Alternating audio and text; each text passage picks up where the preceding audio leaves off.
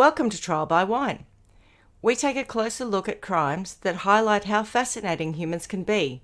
Schmidty, Swanee and Clarkey visit crimes and run them through their jury of three, debating both sides of the case to agree an appropriate, if totally fictitious, sentence. Please be advised, Trial by Wine may include explicit or disturbing content and will include drunken rambling. Listener discretion is advised.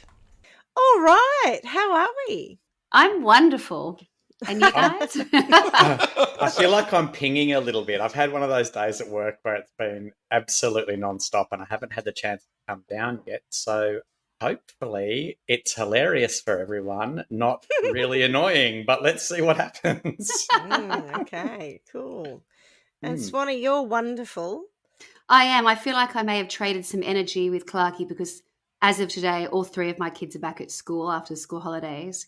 So it's like I'm such a shit mum.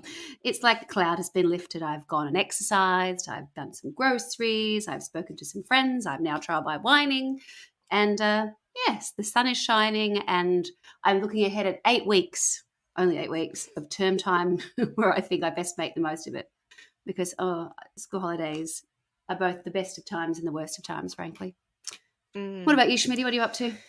Oh, I've just been terribly domestic the last few days. Food prepping and hydro. I did a bit of hydrotherapy today. It was not a class, but Mum and I went up to the pool and had a little bit of hydrotherapy. And then I have to now realise if I go with Mum, I have to add an hour and a half to my time allowances because she just takes forever to get there. And anyway, she was in she goes into the disabled toilets to get changed and whatever. That's all fine. She is disabled. But I started to think, oh, God, she's fallen over or something. And I'm banging on the door and all these primary school kids had come in, so I couldn't hear anything. I'm yelling out, Mummy, you all right, Mum?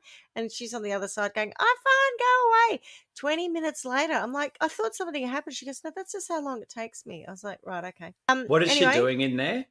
Well, she gets changed. Don't go into too much detail. It might scare our listeners. I don't know if she goes to the toilet, but she's certainly getting changed. But because she's 84 and has, she's no spring chicken. And everything. Nearly 50 and getting in and out of my bathers is hard enough. I'm hearing her. Same. I'm well and truly on my way. 20 minutes. Can we? I was trying to get my pants on before the primary school kids came in. And bit of pressure there. Can't we rig up a bungee jump or something to help people get into their swimmers?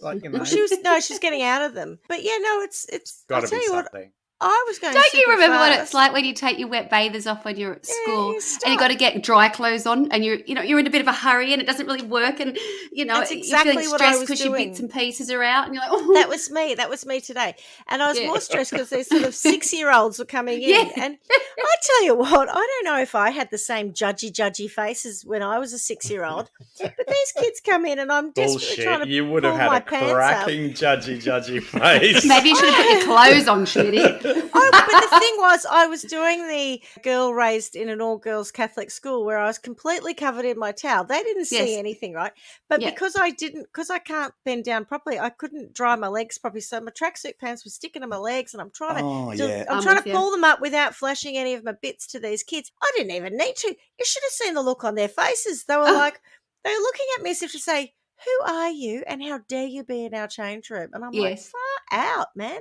This kid comes up and then she stood in front of me and there's another kid and I'm not really paying attention.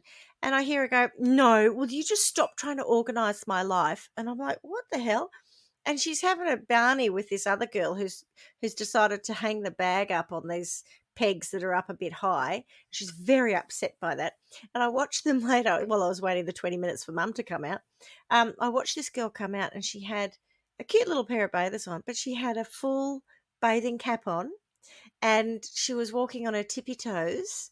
And I thought, honestly, what has the world become?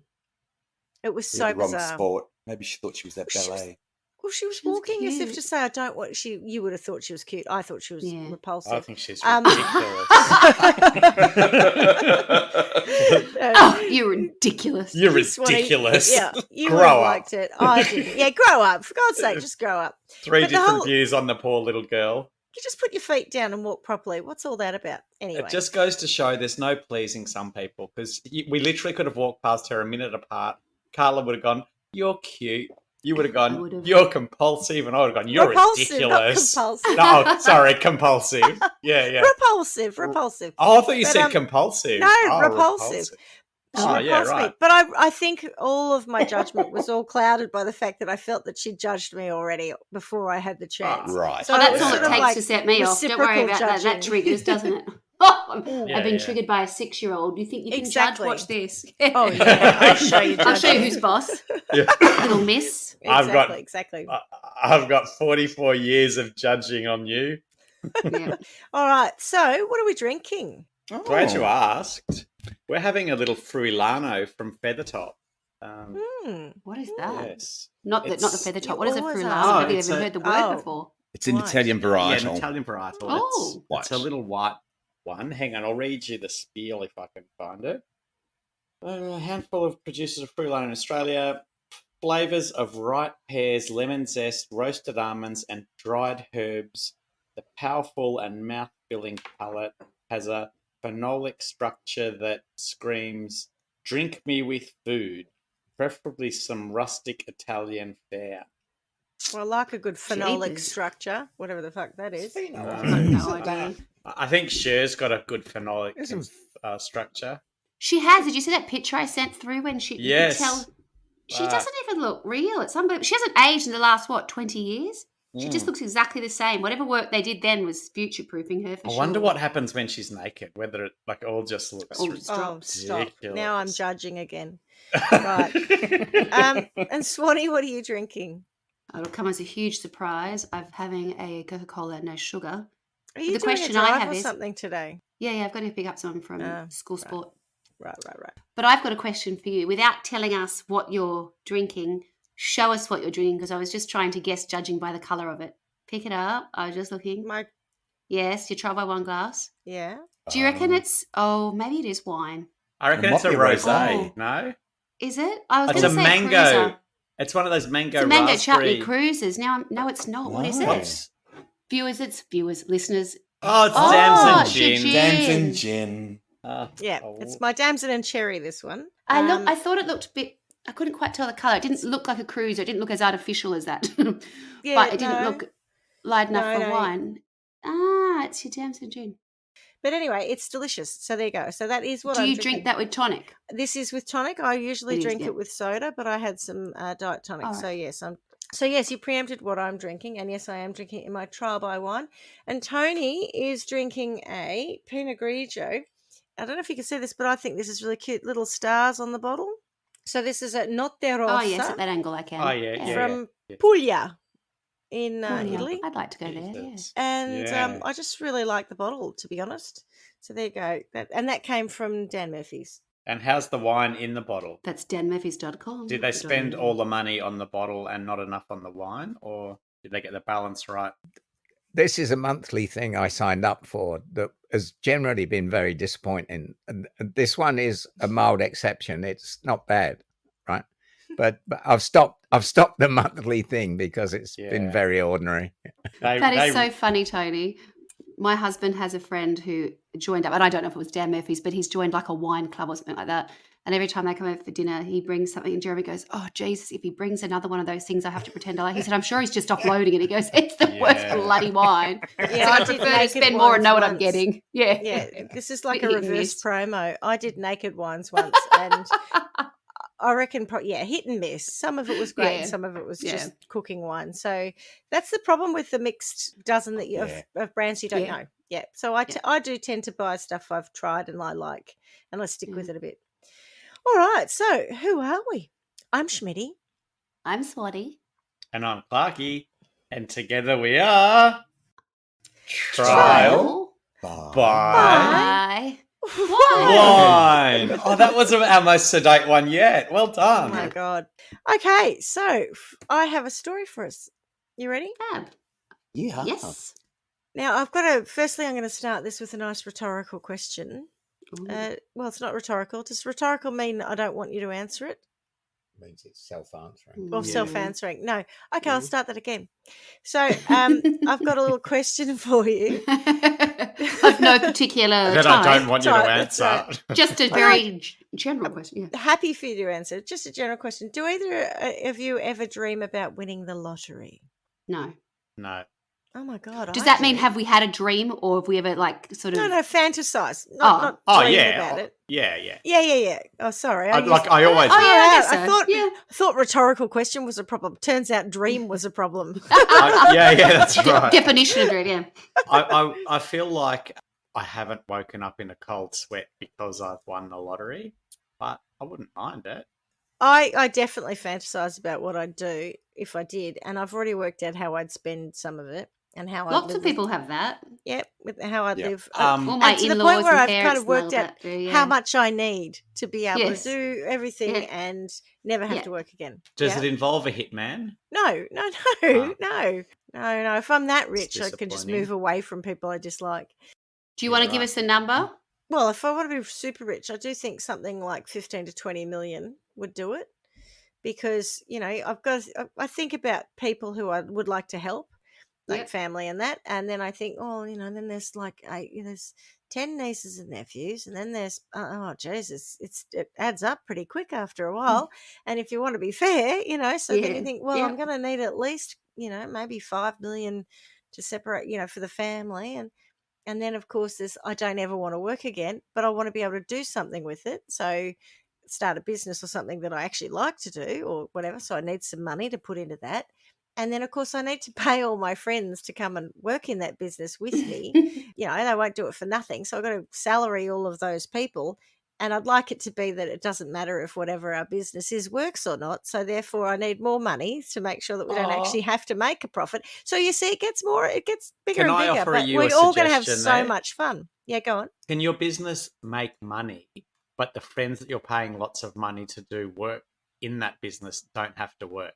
So then you could we do can all both, just faff around drinking wine, absolutely fabulous style. Exactly what I was going All to say. get paid, and it could go on for a long time. Yeah. But there's okay. other people who are making the money for you, but not the friends that you're paying.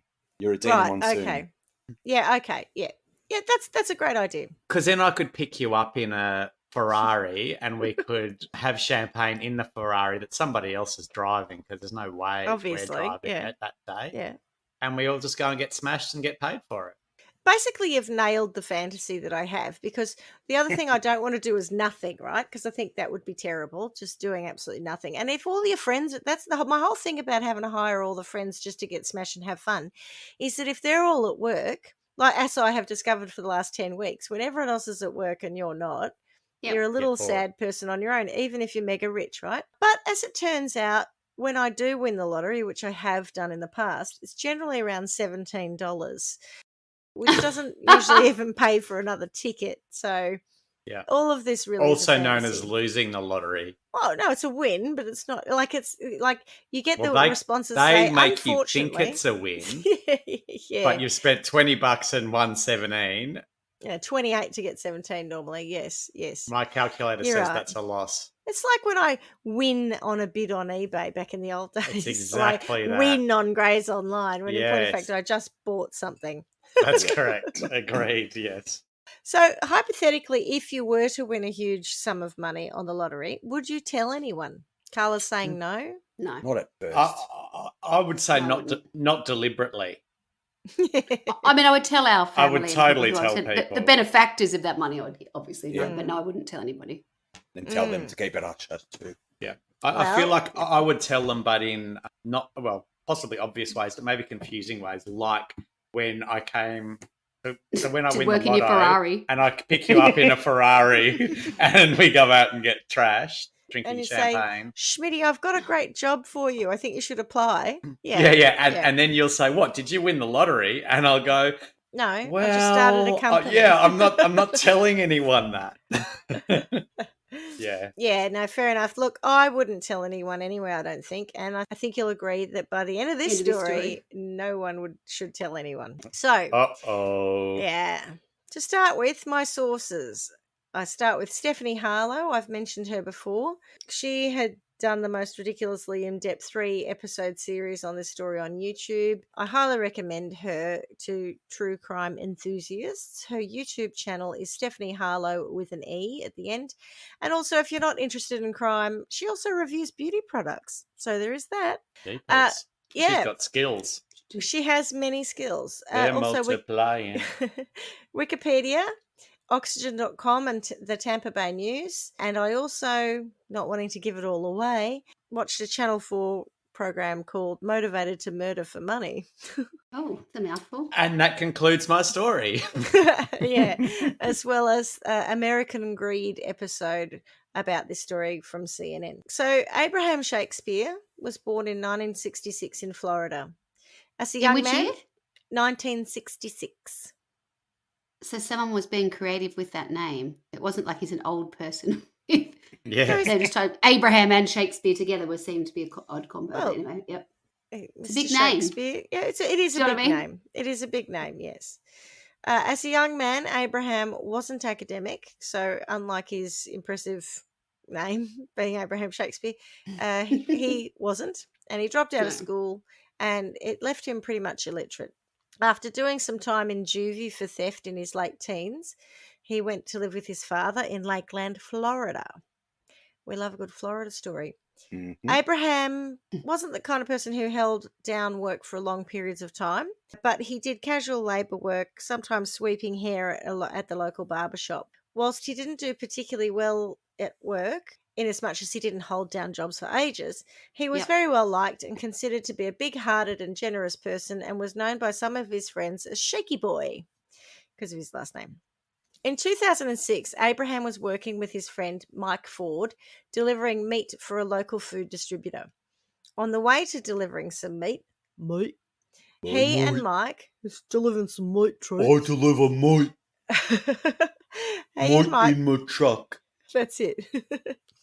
He and Mike stopped at a convenience store for some durries, and Abraham, who only had $5 on him, asked Mike to get him 2 quick picks, which were $2 lottery tickets. Mike returned with the tickets, and Abraham gave him $2 for the tickets. And I'm not clear on why he asked for $4 worth of lottery tickets and only gave him 2.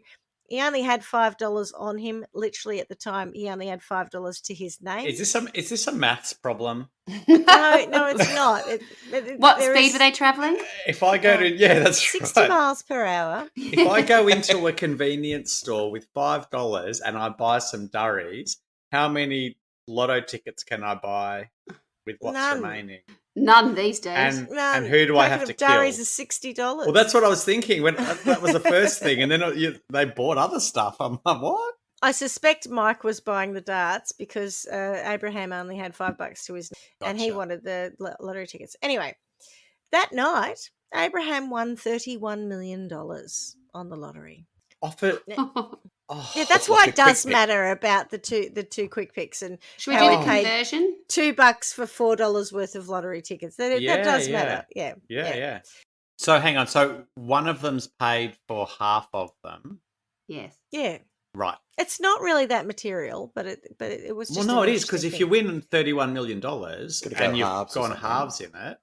To convert it to Australian dollars today, it's 49. So let's say $50 million is what he won in Australian dollars. But the thing is that the losing lottery ticket obviously belonged to Mike Ford. Well, that's part of the transaction. Did they buy one each? No. So according to Abraham, he asked for 2. He didn't. As I said, I don't quite know why he didn't give him all the money, but he didn't. Just as an interesting fact, and going back to my thing about whether or not you'd tell anyone, how we've just talked about that in Florida at the time, and in other states in America, they can't opt out of telling people that they've won the lottery. It's actually part of the marketing of the lottery. So even if he had wanted to, it would have been public knowledge that he'd won this money. Right. Now, he said at the time that he wouldn't change his own life very much. He'd still pick pennies up off the street, spend some time with his family, and not spend more than $7 at Denny's for dinner. So he really wasn't planning to live particularly differently to how he already was. Now, he took the lump sum option, which after tax and he had actually had to do some back payment for child support that he hadn't paid. He cleared just under $17 million and said, now I don't have to struggle no more. So that's good, isn't it? That's either a lot of back payment or a lot of tax. That's bad a lot of grammar. tax. I think it's something like nearly 40% tax for the lottery. And I thought in Australia that the lottery is tax-free. Am I wrong? I don't know, but sometimes I think they say things are. They'll specifically say it is, but Yeah, I don't play it or do it, so I don't know. Depending on how you win it, I guess. I would have gone, yes, it is, but now I'm going to have to Google it. But I think because in America, one of the ways around paying all the tax is to take a lifetime payment. That's right. He didn't take the annuity. That's right. So you can take, there are some lottery tickets here that do the same thing where it says win $100,000 a year for life. Yeah. Like your yearly payday. Yeah, exactly. Yeah. What happens when you die, Schmidty? Do they have to pay your family out or that's the end of it? Do you know what I mean? I do. I know what you mean, but no. I think if it's win $100,000 for life and you die, then that's you're the end dead. Of it when you die. Yeah. But if it's you won $31 million, $31 million, and they're going to say to you, it should be your estate. Arguably, it should go to your estate. But again, not an expert in any of this stuff. Just found it slightly interesting. Yeah. Just coming back to the Australian thing, lottery winnings are classified as tax-free income. However, once your prize is in a bank account, any interest earned on your prize is interest earned on it. Tax. That's right. Yeah, which is fine. Does that mean that the government wins the lotto every week in America? Well, what I heard is the lottery was actually created to make money for different states, right? So because of this tax, so everyone buys a ticket. So you imagine, Do you have that in Victoria? Well, no, because it's tax-free. We have lotto. No, because in WA they absolutely do, where they talk about the WA West Lottery, or what's it called? Lotto West, I can't remember. And it pays for so many things. Like I'm forever at buildings, at Cub Halls, whatever else, and it's paid for or paid partly by, what's it called? Lottery West. Yeah, I reckon the government here probably takes money off before the prize. And that is used. That's to what I was going to fund say. things. So that's right. Yeah. So and that was the National Lottery in the UK. Definitely, Carla, was the case. National Lottery funds a lot of arts programs and things. Similar thing. Yeah. So I think you sell the lottery ticket and say you make $10 on a lottery ticket, and you're right, Clarkie. It might be a percentage of that has to go into, funding projects or whatever. Yeah. And that's how it's making money for the state. And then, but in the case of the American one, the way I heard it, and I could get this wrong, was that if 1 million people buy $10 worth of tickets, so I've got $10 million, the prize pool might be $10 million, but that tax that got taken off it is kind of the winnings, if you like, for the state. So if he was taxed at 25%, then whatever 25% of $10 million is, my maths is great tonight, is what the state would keep. Thank you. The state would keep that, and then the person would win the rest. So it is different because it's tax-free for us. In January 2007, Abraham set up an LLC, which is a business, creating a company to set up business ventures to create real estate and affordable housing, as well as a not-for-profit to help people in need, because he was a genuinely good man. On January the 18th, he bought a house for $1 million, which was a beautiful home, but it turned out that it was estimated to be valued at $600,000, and the real estate agent inflated the property price. He hadn't had it privately appraised, and after the fact, he sued her once he found out that he was paying nearly twice what it was worth, as clearly the agent figured she could take advantage of him and his good fortune to make more bucks. Could have done a bit of due diligence up front there, Abraham. I feel like you're an idiot. Well, okay, the old victim shaming. Let's be careful. Here we go. But fair enough. No, hang on. He's trying to sue someone. The real estate agent sounds like a piece of work. Don't get me wrong. The real estate agent sounds like a real estate agent. To be honest, he probably had a lawyer come and say we should sue her. Yeah, and also get more money. That'll cost you and you'll need to pay me this, and you'll get 300,000. So his other purchases, and these are just the purchases for himself, was a Nissan Cube. No, he did not. No, he it didn't. Oh. No, it was Good. an Ultima. No, Nissan lovely. Ultima. Fell for that one, hook, line, and sinker. Damn it! No, it was a Nissan Ultima. But the minute I heard Whoa. Nissan, I thought I've got to put Cube in there. Oh, yeah, well played. And a Rolex watch from a pawn shop.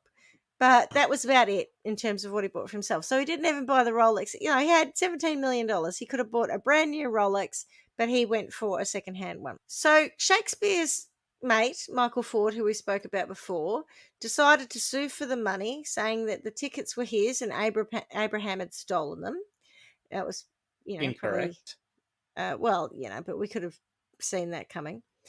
Yeah. Now, Yeah, but if he had have sued because he paid half of it, so they're equal investors. That's the weird thing. Yes, that's right. That's the bit I found odd about it. I read somewhere that Michael Ford demanded $1 million off him, and then I read that he actually tried to sue for the winnings. But either way, sucks to be him. When he did take it to court, the case didn't stick. The judge was like, yeah, what a lot of bullshit. Because Mike had gone around telling people, I bought the tickets. Isn't that great? I bought him the ticket that won, before he realised it was worth a lot of money and he could carry on about it. From the moment he picked the winnings up, he was being hit up for money for people. Old Abraham. Strangely, people he knew and people he didn't know were coming out of the woodwork asking for help with all sorts of things, including home loans, funerals. Apparently he paid for 5 funerals, school tuition, car loans, medical bills, basically anything people said they needed help with. Even on the way to picking up the check, so he's on the way to do the photo op and get the money. The friend traveling there with him tried to get him to give her father, I think it was $1 or $2 million. And they hadn't even got the money yet. And this woman was already telling him he gave people money, as well as giving 2 large loans for homes to 2 guys who had helped him out prior to him having all this cash. He lent money to a man called Poppy, who was a store owner that he did some odd jobs for and who'd paid him to do some odd jobs before he became a millionaire. And Greg, the barbershop owner. Now, Greg didn't really want to borrow the money from him, knowing that everyone else was hitting Shakespeare up. And the story goes that Shakespeare came into the barbershop, and he had all the loan papers out, and he was trying to work out this. What he was doing was his mother's house, his mortgage was in arrears, or he had to remortgage his mother's house basically so that she didn't Greg's lose or it. Abraham's? Greg's, yeah. And so he was working out how to manage all of that because he didn't want the mum to lose her house. And Abraham saw it and said, what you doing? And he told him, and he said, I'll just give you the money for it. And he's like, no, I don't want that. So Abraham Oh, no, you away. don't have to do it. It was just a coincidence you walked in when I had all the papers out. No, going, I do think. Oh, I do actually, dear me. Oh, no. As this story plays out, you'll find that Greg's quite genuine. Yeah. I'm just joking. Yeah, I got that impression. You look like you'd made an effort to suggest that Greg's a good guy. Okay. Yeah. Greg's a good guy. Yeah. But Abraham went off and got a what do you call a banker's check or something, and came back and said, here you go. And Greg said, I'll tell you what, okay, fine, I'll take it, but it's a loan. And the actual repayment, if he was paying it as a standard loan, would have been $500 a month. Greg immediately paid him $3,000 a month as he was repaying this loan. So the last thing he wanted Abraham to feel was ripped off in any way. Yeah. Was it an interest-free loan? I don't think so. I think it was through that LLC I mentioned before, where he actually had people managing these loans. So it wasn't just him walking around and handing cash to people. It was through that company that he'd set up. But is this the one we're going to set up when you win Lotto? Yeah. Sweet as. Can we give it a name? I think so. Can we call it F&C loans? Which doesn't stand for what you think it might. It stands for Ferraris and champagne. I like it. Yeah. I always refer to F&C as being fat and carbs, but yeah, I do like it. I've also heard of it used in another context, which is far ruder, but I wasn't going possibly. there. No, F&C loans. I like it. It's different, unusual. I like it. Poor old Abraham, though, he was not happy. He had sycophants all hanging off him, and whilst he had a girlfriend at the time who was pregnant, he did cheat on her and she was pissed off with him, and I think they broke up around the time of the birth of their child. So everywhere he went, people were hitting him up for money. He increasingly felt lonely. Like the phone's ringing off the hook all the time. People have got his number. They're just constant, hey, that's really good that you won the money. Now can I have some? And he got to a point where he just felt like people only spoke to him because they wanted him to give them money or to invest in their ventures, So do you think that's normal, or is that unusual situation? I think it's very normal for people who win the lottery, and everyone knows who they are. And I think the anonymity question is a really important one, about whether people should have the right to remain. Yeah, I was just wondering whether he was surrounded by people who were particularly comfortable asking him for money that other people may not experience, or whether this is just what people become once they realise one of their friends has won the lotto. Yeah, I don't know. It's a good question. His own mother, though, didn't want a bar of any of it. She said the money was from the devil. So not everyone was trying to take money from him, for sure. Don't worry about her then. No. People didn't think that. I think he did try to buy her a house, and she's like, I don't want it. So did he tell her that the money was from the Lotto Corporation, not from the devil? Well, the devil works in mysterious ways. Or is the lottery company the devil in disguise? Correct. To quote Elvis. Yeah, it's funny you should say that. No, I'm not. I don't know. I feel like there's another answer you want to give, but you're just not going to give it. Well, I'm going to introduce the devil in this story. All right. Enter stage left, Doris Moore, who called herself Dee Dee. Doris? And it's Doris Moore, yeah. So is that a name? It is. It's spelled Dorice. You could call her Doris, I suppose. No, I think you're right, Doris. It is Doris, but I heard someone, I think Stephanie Harlow, kept calling her Do Rice because she doesn't I was going to say, that's exactly what I was going to say. It could be Do Rice. Do Rice. Yeah, right. And now she called herself Dee Dee. Oh, that's the second Dee Dee we've done. Yes, and all the Dee Dees that we've done have turned out to be monsters. Oh, gosh. They should be customers of F&C loans. Dee Dee was born on July 25th, 1973. She was raised in a normal and happy household, but they didn't have a lot of money, and Dee Dee wasn't really keen on that. And her parents recalled that she'd make them drop her off for school down the road so no one saw their car, because she was worried about how that looked. She wasn't unhappy that she came from a normal and happy home. She was unhappy that she came from a wasn't rich. Yeah. Yeah, right. They weren't really, I wouldn't say they were poor. They weren't dirt poor. They just weren't rich. You think about some of the upbringings that people that we've spoken about have had, and I feel like coming from a normal and happy home, she should be bloody happy with. She's no Sylvia Likens, is she? No, absolutely not. But then I suppose she didn't have any point of reference to compare it with. She just, unless of course she looked around, saw kids who were came from richer families. I mean, when I was growing up, there were those people who used to live in Leslie Road in Essendon, and we were always jealous of anyone who lived in Leslie Road, because Leslie Road was where all the millionaires lived. When you think about where you've all been to my family home, like literally, most people would have thought that we were much more well off than we actually were. How's this for an irony? My mum and dad were able to buy the house that we live in because my grandparents won the lottery, and so they were able to help with the deposit for the mortgage. Yeah, isn't it ironic? Anyway, don't you think? Now, Dee Dee graduated as a nursing assistant, and she was very good at her job. She married her high school sweetheart, James Darryl Moore. And they lived in a trailer. I love that you just couldn't help that. Couldn't help it. Can't help it. So good. Daryl. And they lived in a trailer, which they had got a mortgage to pay for, and that was on James's parents' property. So I'm going to ask, if you live in a trailer, are you poor? Well, they were a young couple, right? So it's not so much that they were poor. Basically, I think at this point they were, it was 1995. So what would that make her, Swanee? 19? 22. So, she had her first baby at 22. But I know I can't work it out either. Today. Is the traditional path to home ownership in the US, you get a trailer and then you get a house? No, I don't think so. I don't think so. So I think they were. She married her high school sweetheart, James Darryl Moore, and they didn't have a lot of money.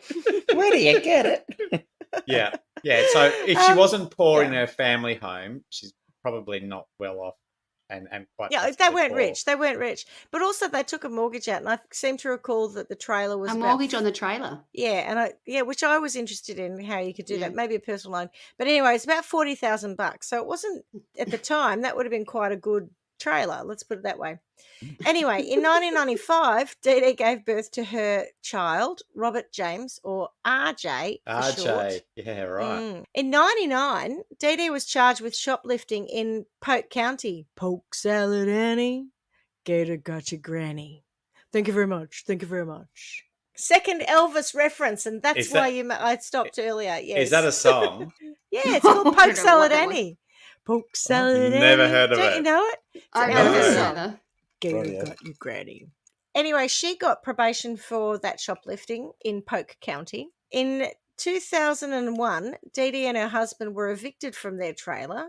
I know we spent a lot of time talking about it, but they didn't pay their mortgage because they weren't very wealthy. So they, remember, in 95, so they moved in, let's say, 92-ish. Yeah. So in 2001, so 9 years later, they got chucked out of the trailer.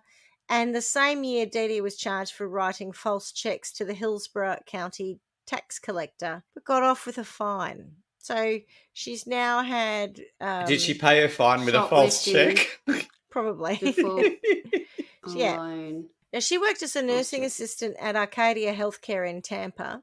And as she was very ambitious, a fast learner, and very smart, she rose quite quickly through the ranks. And apparently she was very good at her job, by the way. She was very good, and especially with, I think it was people with learning disabilities. She was actually a very good nursing assistant. After about a year in the business, she moved into the office side, working in scheduling and payroll. And this gave her the opportunity to convince Arcadia to open a new office in Plant City, which she said was an untapped gold mine. They agreed and put her in charge, of course. And as Dee Dee was a hustler, she was also running a company with a co-worker, Karen, selling cell phones. But after Arcadia opened in Plant City, she didn't have much time to do the phone company work, and it eventually closed. Is Plant City a jungle? Yeah, no, like a industrial estate. It's a suburb. Yes, it might be industrial. Like but an it's industrial suburb. It might be. Yeah, I think it's. I looked at Got the a real map. ring to it. I looked Like at the map, Garden and City in Perth. you got I feel like like Lakeland, Tampa, and it's where not all this Leslie happens. Street in Plant- Essendon, is it? No, it's not Leslie Road. No, It's a not. Leslie far Road, cry sorry. from more- that. It's more like Airport West, perhaps. Yes. What's it called? Plant City, Florida. Plant City. Yeah, Plant City. That's right. Plant City. Anyway, maybe because It sounds like Car City, Ringwood. Well done. That was Plant that City. was well done. You got crazy eyes to go with that? Maybe because she had lingering childhood scarring from her parents' car, Dee Dee bought a $50,000 black Lincoln Navigator. Oh, hang on. She didn't get hit by the car and have scarring. She just was... No, she was scarred by the fact that they had a shit car. So she went out right, okay. having lost her trailer and forging checks. We clearly haven't got any cash, but she goes out and buys a $50,000 Lincoln Navigator. And she was, at this time, she would have been earning around $30,000. She went around basically projecting this image that she was earning a lot more and she had a lot more money. What's the quote from Top Gun? Your ego's writing checks your body mind's can't right- catch. Your ego's writing checks your body can't catch. Yeah, that's My it. favourite. I Yeah, say it yeah. all the time to certain Yes. individuals. So that's what she was doing. And Slater, you stink. You stink. Yeah. So she was Anyway. just a Top Gun, really. 100%, yeah. So she got the loan by saying she made $10,000 selling phones and $30,000 selling Mary Kay products. But she obviously never needed to prove that she was earning that money, but they gave her the money anyway.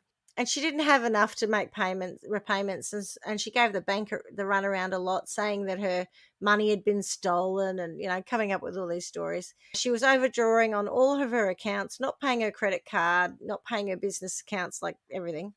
And when the bank said they were going to repossess the car, she said something like, "You're not getting Over your my dead hands on body." my car." Yeah, well, it was like Yeah. over my dead body, but it was like, "You're not getting your hands on my car. No way." Anyway, not quite like that, but anyway, that's if a hysterical Australian woman said it. And then 6 days later, it mysteriously was stolen. So she claims she'd been kidnapped by 2 Mexicans. I feel like that's a bit racist anyway. Stereotypical.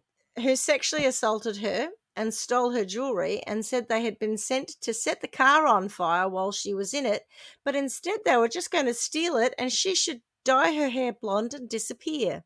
What? They Who said say that that. to the police? Yeah, the police. I'm not sure what bank repossessors or debt collectors do in the US, but here they just show up and take your car. They don't normally tell you that they have to set fire to it with you in it. And dye your Especially- hair blonde. Especially if they're taking the car. Yeah, you better disappear, lady. Especially if they're taking the car back as an asset. Why would they set fire to it? Buy to it. That owes Yeah. them money. Anyway, So I'm confused. So, hang on. Was she saying that the two Mexicans were connected to the bank, or was she saying that they were just criminals outright who were just?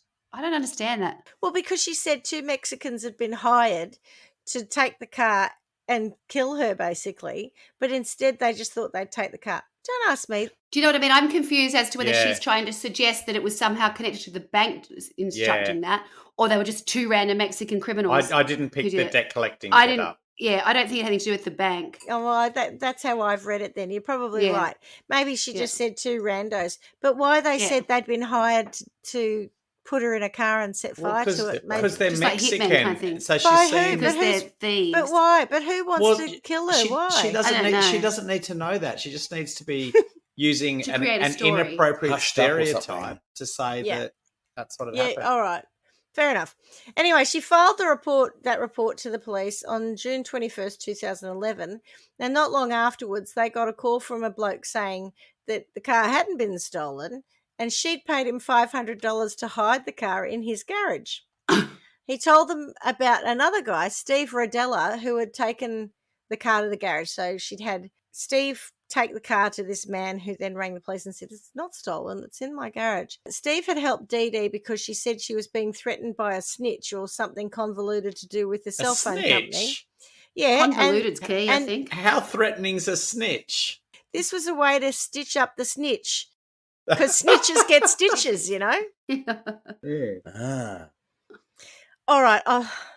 Goodness. Something about the cell phone company, and someone in the cell phone company was trying to snitch on her or something to retaliate. She made this false thing about the car, and she told this guy she was stitching up the snitch. So you know what I mean? Like, it's convoluted. To Carla's point. I know. Anyway. They always say that with a lie you should keep it simple. Oh, yeah. Don't make it too elaborate, because I think bring you Okay. undone you every come time. undone. Let's see how that pans out for our mate Dee Dee. Another bloke called Clement told police that Dee Dee had bound her own hands and ankles and threw herself out of his moving car so that she could look like she'd been attacked. Hang on. Oh, what an idiot! Who was driving the car? Clement. Steve, no? Or Steve. Yeah, maybe it was Steve. I Or don't know. Steve's There's mate, so many yeah. people in this story. Yeah. Oh, Got to make it look legit. if To make it look legit. That's right. She's a method actor. After all that, so she wasted the police time and was basically carrying on and fraudulent. And they knew that she was because the car was recovered in someone's garage. She got probation again. Then Arcadia Health noticed that they were losing money out of the Plant City. hang on. So before we go on to her next so- crime, so she's done false checks and got a fine, and Mhm. and now Default on a and- loan. Fold her on the caravan. Defaulted on a Yep. loan, yeah. and The caravan. and now and she's now done the this, and she's car. been pretty much got And- off scot free. There was a fine that she probably Yeah. paid with a false check as well. Yeah, Correct. okay. Correct. Just- Bingo. So this You've whole nailed thing, it. that's all it was. They didn't take it any further. She didn't get a Yeah, sort bit of of- probation, you know, a bit of Yeah, community do you know what I mean? service It's like or something. Yeah. seems to be quite convoluted, as you said before. Yeah. Mm. Oh, it's like someone going, "Oh, she's too hard to deal with." So then Arcadia Health, they noticed that they were losing money. So they did an internal audit, and Dee Dee had, of course, been embezzling from them. They took legal action, Yay. but coincidentally, the Plant City branch of Arcadia Healthcare mysteriously burned down. Oh, buggers. When you say mysteriously, I'm just wondering whether you've got the right word there. Well, they couldn't tie her to the fire, although they were pretty sure she did set it. And of course, all the evidence was lost, so they couldn't prove that she'd been stealing money Oh. from them. Did they have it like on a computer she's somewhere clever. else or something? Oh, She's God. very clever. No, but they couldn't tie her. She did convince them to let her off. So even though she'd burnt the place down, and she owed them, I think it was $60,000. She said, I'll tell you what, I'll give you $25,000 back, or and if you go any further with this case against me, I'll tell everyone that you've been hiring people with HIV and not declaring it, which was untrue. But Arcadia She's good though. She thought, I Healthcare, might try dabbling in a bit of blackmail. yeah, basically Arcadia Health didn't want the heat, so they just said, "Oh, look, fine, forget about it, whatever." I think they may have taken 25, but she got away with it anyway. She's great. And it also turned out that she'd also embezzled $100,000 from that cell phone company that she set up with some mates. So, there's that too. Top chick. Is this because she's scarred about her parents' car as well? It's just because she's got a thing about wanting to be rich. Yes, I think it's all to do with the parents not having the right car. I always blame the parents. I was sus on why that was so important to her, but now it makes sense. Then in 2005, very sadly, she was involved in a fatal car accident. Hang on. Well, she survived. Yeah. Damn it. What? Well, she survived. The driver and passenger of the other car both died. As far as going on in their lives, was she driving that car? The other one? She was driving the car. They killed the other two. No, it was a head-on, I believe. I think the other car crossed the verge or something, or crossed. Well, so she said. Yes. And I hope she gets a big payout. Every camera within 3 kilometres was mysteriously burnt down, destroying any evidence. No, you see her climbing a ladder, pulling all that. Love. So her marriage broke down around that time, and so the obvious thing to do at that point in time for her was to take up with the 23-year-old son of her friend. Was the only option she had? It's the only option she had. I had to start dating a 23-year-old. Also, solid solution to her problems. Oh, totally. Yeah. Now she's a real problem solver, this one. She was being sued for unpaid rent and advertising for her business ventures, yet she just seemed to get away with everything. So, unfortunately, Dee Dee went to a conference type thing, where people who want to get rich quick go to all these how to make money things. Yeah. She went to one of those, and she met, guess who? A real estate agent. Who overcharged someone. Happened to know this lovely man, yes. And so she told Dee Dee all about this lovely man that she knew who was very generous and very nice. And Dee Dee immediately thought, oh, that sounds like the kind of person I want to write a book about. So Here we go. Because apparently she's a writer now. She's an author. Yeah. So they get introduced, and in no time at all, Dee Dee starts to embed herself in Abraham's life. Abraham told her about how people were constantly asking him for money and how he didn't feel he had any friends. People wouldn't take no for an answer and just badgered him. Oh, she'd be such a great shoulder. Wouldn't she help with all of that? Not even a shoulder. Thank goodness these pair have come together. This is just what he needs. True. She's going to, this is going to. Otherwise he might have offed himself, but this should say that. Oh, this is such a happy ending. I'm so pleased. She even filmed an interview with him where she asked him where he would go if he left Florida so he could get away from it all.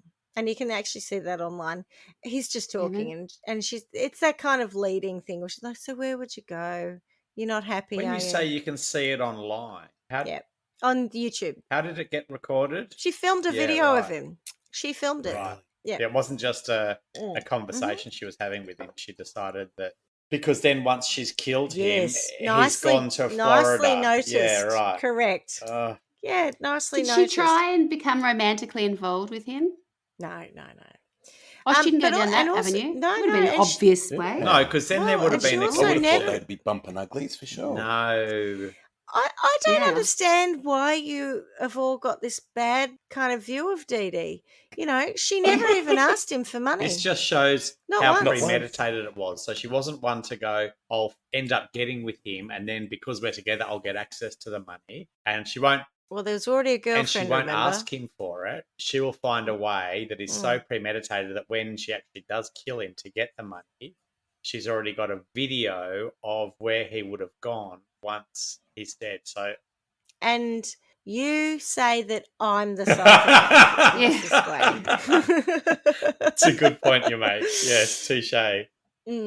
She never asked him for any money, but she did suggest that she could really help him out by taking over his business affairs, meaning that he wouldn't have to worry about it anymore. No. She could say no. Yeah, she could say no to the people asking for money, and if he needed anything, she'd just give it to him, no problem. So in January 2009, Abraham signed everything over. No.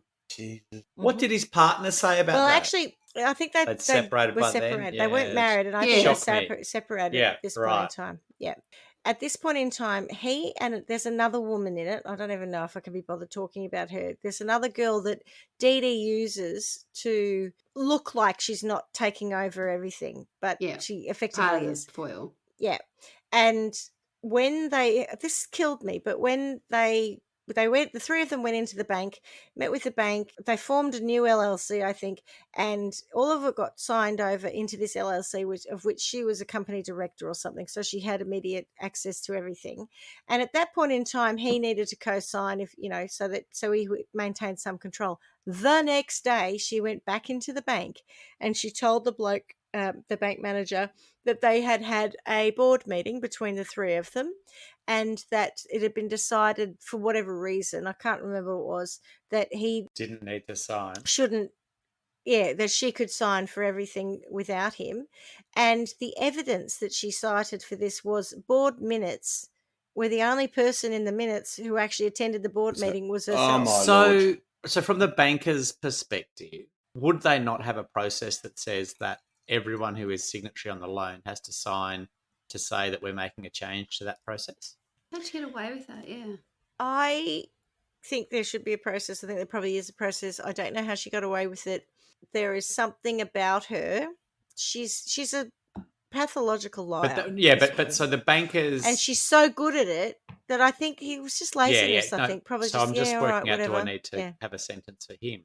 So he did actually upgrade his Nissan Cube, and he bought a BMW around this time in April 2009, and he took Dee Dee around with him in the BMW to introduce her to Greg and Poppy. Remember, I talked about the two shop owners who have substantial loans from him, but they're both paying him back. They're not, users. And basically, Abraham was taking her around to introduce her so that everyone knew that she was now handling his money and the loans. So she was the one they would be paying the loans to, because he was sick of people hassling him for cash. And Greg recalled at the time of their first meeting that she seemed pretty weird, actually. Now, it turns out she's about 6 foot tall.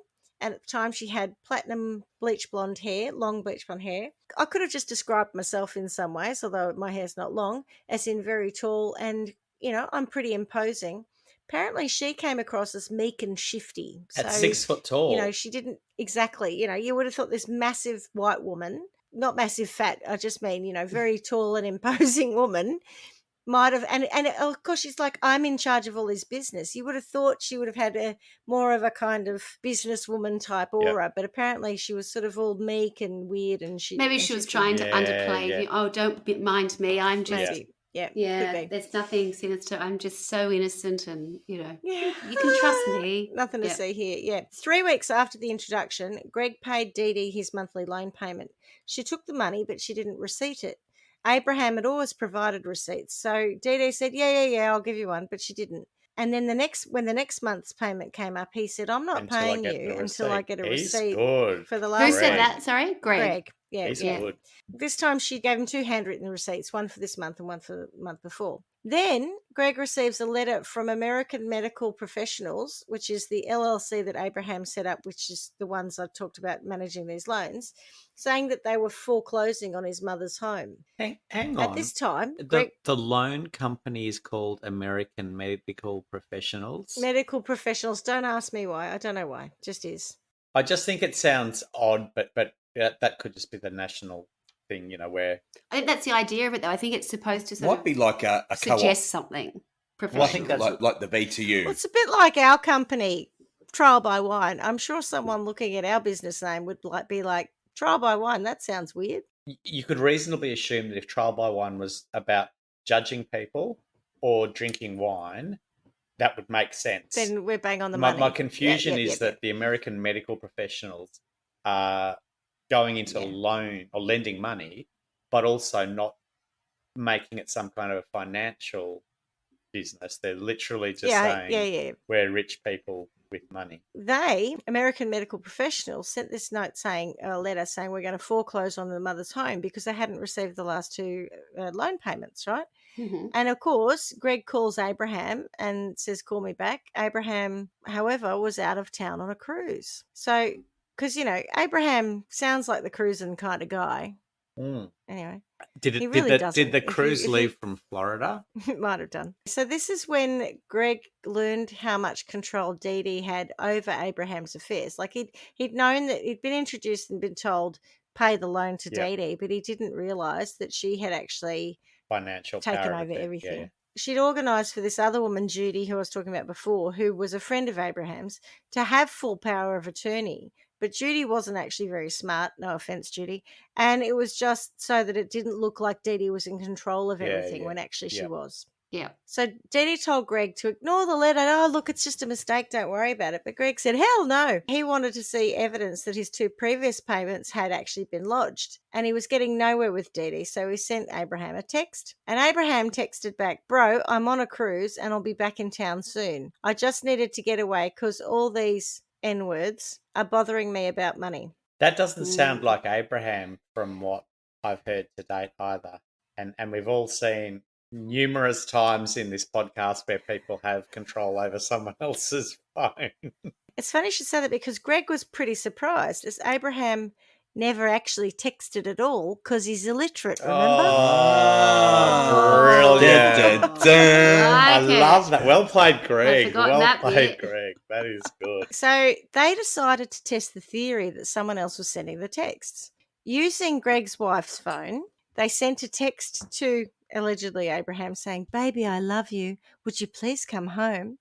And got the reply, I'll be home soon and I'll call you when I get back, which was bullshit because Abraham would have known it was Greg's wife sending that text and would have been like, squeeze me? On? Yeah. Why is Greg's wife saying, baby, I love you? Like none of it made sense. So Greg knew something was wrong immediately. He's good.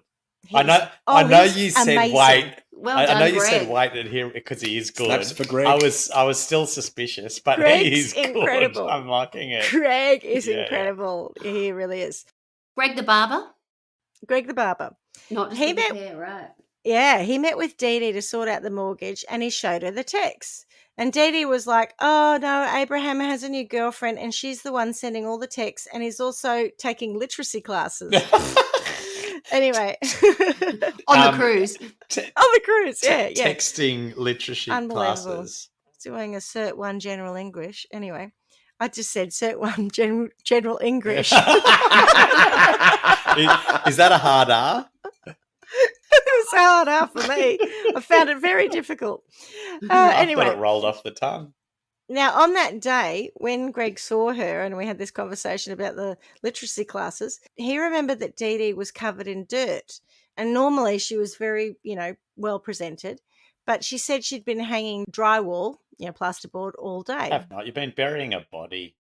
At the same time, a whole lot of Abraham's contacts were getting texts from him for the first time ever, right? They were well written and quite often not like Abraham. So suspicion around, from his contacts, grew and grew. Dee Dee said he'd left Florida, went into rehab. Now this is like a slash now, not a comma. Was on the lam after assaulting a prostitute. / was getting treatment for AIDS somewhere. Basically, it's amazing she didn't say that he'd been eaten by a shark or gone to the moon. We discussed. She just made up bullshit story after bullshit story about where he was to explain his absence. We discussed this once before, but on the lam means something. And is it a ship? On the run. That's it. I know we did it. Run. Yeah, right. I forgot. And the My lamb. kids even knew what it was, and I didn't know that. I don't know where you two have been.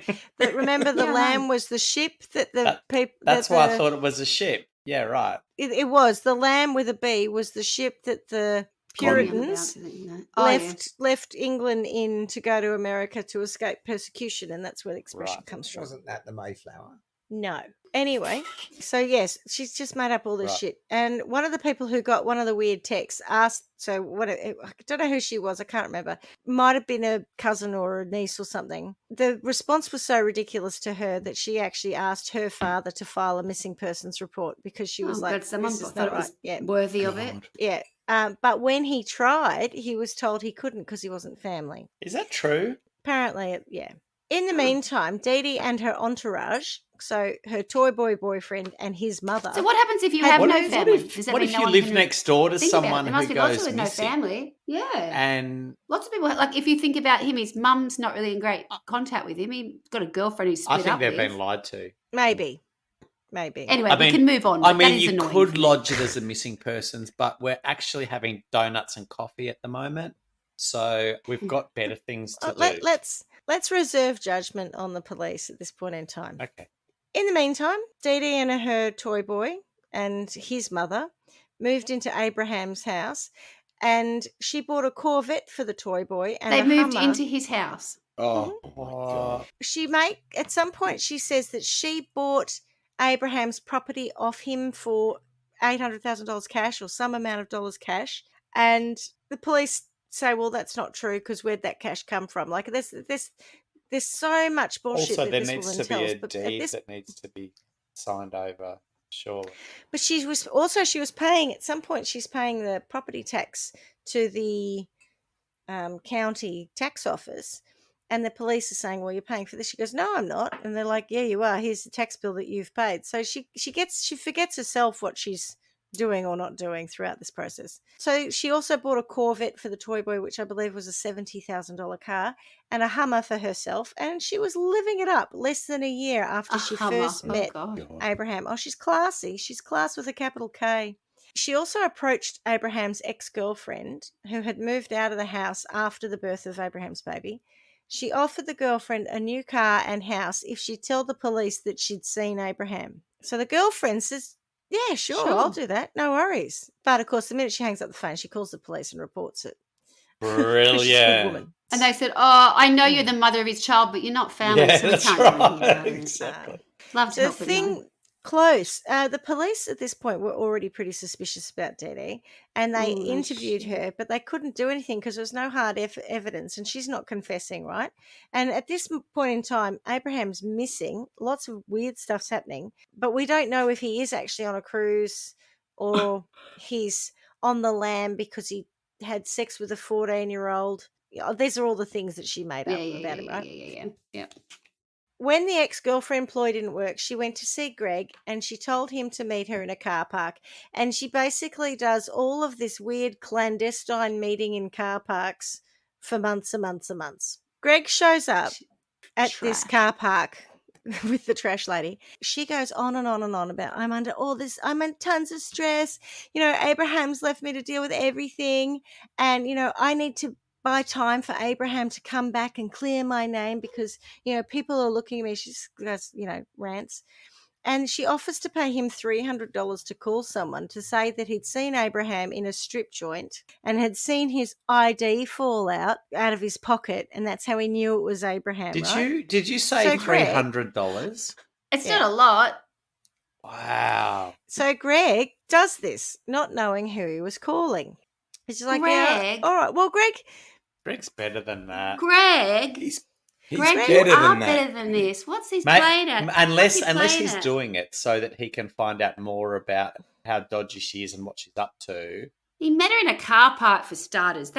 Greg, you've already undermined some of the faith I had in you. I'll be honest. I reckon what he's doing is going disappointed. I'm disappointed. You know that means I'm not happy. I'll do it because I'll get $300. I'll find out who you want me to ring. I'll try to find out a little bit more about this web that you're weaving, and then I'll get you later. I hope so, Schmidty. I feel like you've weaved this web. Greg's all right. Everyone. Yeah, you make me want to laugh. Yeah, I know. Greg's all right. Don't disappoint me. No, Greg's all right. So the police were actually onto her, and they'd interviewed her.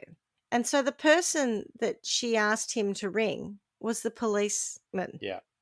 So Greg rings, I think his name's Wallace, his last name is Wallace, rings up this guy and says, I was at this strip joint and I ran into this man and his ID fell out of his pocket and turned out it was Abraham. His ID fell out of his pocket. It's brilliant. And I believe you're looking And it turns out the man, I knew him in person, but I needed the ID to fall out to confirm that's who it was. It's all insane. Yep. So they interview her again and they demand to know where Abraham is. And she says he's pretending that he's dying of AIDS to avoid paying the child services. But in reality, there's a video of him having sex with a 14-year-old, so he's laying low. Dave Wallace, the detective, says, I honestly can't believe a word that's coming out of your mouth. Good on him. Boom. Yeah. Yes. And then when she left, she told another cop who was, you know how they do good cop, bad cop? Yeah. Dave Wallace was bad cop. The other guy sitting there in the corner smiling nicely at her, he then later in testimony says that she told him that she would get a hotel room so they could have a good time. Oh, yeah, I knew that was coming. So after that, Dee Dee had Greg call Abraham's mother, Elizabeth Walker. So he's already called the policeman, pretending to be Abraham to make his mother feel okay. Another $300? No, Pretty he's much. no. Again, So, cock and bull. so he Greg. really is working for her. At this point, Oh, yeah. no, Greg. No, Greg, no. Knowing that she's lying. Be better. She takes Mrs. Walker out for dinner and she sets it up that he will call Mrs. Walker while Dee Dee's with her on the mobile, right? And I think there was some dumb shit, like she sent him a text to say, like, you know, with a code or some bullshit. Now. Anyway, Elizabeth Walker, who is Abraham's Knows mother, her son's voice. isn't stupid, knows her son's voice, and went straight to the police. And they traced the call. And Greg, who was supposed, Dee Dee had said, do this from a payphone, used his own mobile. So they followed him and they It's saw hard to get good Dee help, Dee isn't giving it? him Poor money. DD.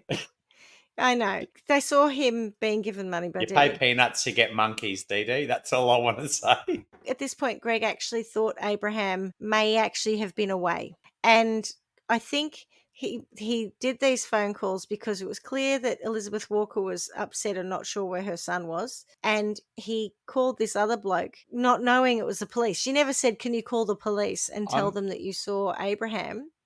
Jury's out for me on Greg. I Sorry, agree. Schmidty. No, I no, agree. You're wait, going to have to wait. keep going. Don't lose him. Wait, Don't wait. lose him. I want to. So remember the police see her giving him money? Yeah. Greg left feeling really uncomfortable with the whole situation. Rightly And so. he was Abraham's friend, and he at this point he didn't actually believe that anything bad had happened to Abraham, that he thought he was avoiding people because of the money situation, and he actually thought he was avoiding Dee Dee the most. So Greg thought that Dee Dee was the worst person and Abraham was laying low from her. So she's the worst And so person, she's but if she going gives me $300, I'll make these phone calls. I don't really understand the money thing. Yeah. nah. He pulls up at a red light, and then the police stopped him and said, can you come in for a chat, please? What? They took him downtown because they'd seen the money exchange, right? And they were following and surveying basically our mate Dee Dee because they were not convinced that she wasn't, a bad person. So the police wanted Greg to help them find out what had happened to Abraham. And at first, because as I said earlier, snitches get stitches, Greg wasn't terribly comfortable with that, and he had to think about it a bit. He wasn't terribly comfortable with going to talk to the police. About helping the police. Right. Yes, about helping the police. So after a while, though, he thinks about it and his conscience gets the better of him, and he calls Dave Wallace back and he says, yes, I'll help you. So this starts months of Greg meeting Dee Dee in car parks, building her trust, because she's not going to tell them anything straight up. She's going around with all of her stories about wherever the hell she thinks Abraham might be. Now, at the first meeting, when the police sent him in, he's wired, and he was quite uncomfortable with the whole thing. He gets in the car, and she launches across the car at him to give him a big hug. And he's like, hey, white lady, get off me. You shouldn't be grabbing up people in your car, and this isn't right. And he goes to get out, because the whole time he's thinking, God, she's feeling for the wire, and she probably was, by the way. So he gets out and he's like, oh my God, I can't wear this wire the way they want me to. So now Greg and I share a hip problem, a little tipple, an enjoyment of a certain tipple. Greg drinks a shed ton of Red Bull. I like V myself, but that's okay. And everyone knew it was his thing. Like he drank so much of it that, you'd see cans around him all the time. So he worked out that if he very carefully took the lid off this empty can of Red Bull, he could put a listening device in it and close it back up and pop it in his car. See, in some ways he's so clever. He's very clever.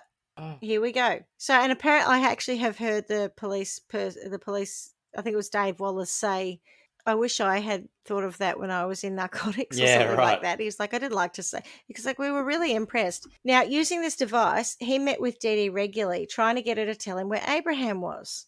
And the police were following this all times because you can't just go and meet with someone we think might be, possibly a murderer or at least a bit of a nutcase. We don't want Greg to get murdered. So the police are following and taping all of these meetings. Now, in the middle of this, Dee Dee starts to talk about a man called Ronald, who was actually a fictitious drug dealer that she made up. Was he Mexican? And she starts, no, it's just Ronald. She starts talking to him about him to Greg, who's like, who dat? Who's this guy? Did he say it like that? Or was that Who dat? you doing a bit of poetic license? Who dat? Who dat? I think he would have. Gigi, why? Basically, she was creating this person to blame if the police ever spoke to Greg about it, right? So she just made up this character because she doesn't know that Greg's part of a sting. At one point, she says to Greg, buy 2 burner phones so that they can talk to each other. And she gets him to book a hotel room under a false name. And he gets to this hotel room. And the whole reason that they book this hotel room is so that they can write a letter to Ms. Walker, who's Abraham's mother. And Greg shows up to this motel and she opens the door and she's dressed in a full kind of painter's cover-up and gloves. She basically looks like a forensic pathologist, like Dexter. It's got this sort of idea of like the whole place. She had a brand new laptop and a brand new printer. Like she went to incredible lengths to avoid any DNA or any trace evidence. Now I am going to share a little bit of Greg with you because this is how Greg describes this moment. She's like, listen, put your gloves on. I said, put my gloves on. She's like, I don't want none of your hair to get stuck in the computer or like this forensic file type of thing. I'm like, man, this lady is off her rockers. Off her rockers?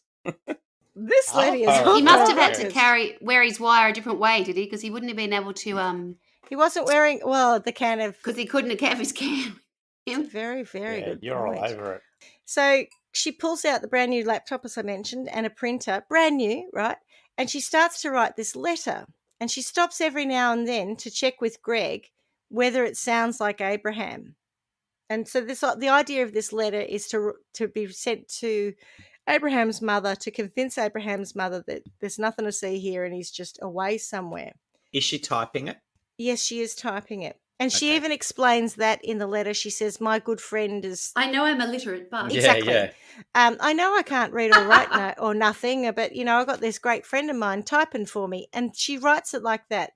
Okay. Now, she was being taped at this point in time. So, for another little moment for you, I'm going to share a bit of Dee Dee for you. Oh. Brilliant. Okay. Bring it. So, this is the moment where Dee Dee is writing this letter and checking with Greg as to whether or not it sounds appropriately like our mate Abraham. You know I'm fine. You are just like everyone else trying to talk me out of staying away. I'm not out of my mind. Should I put it that way?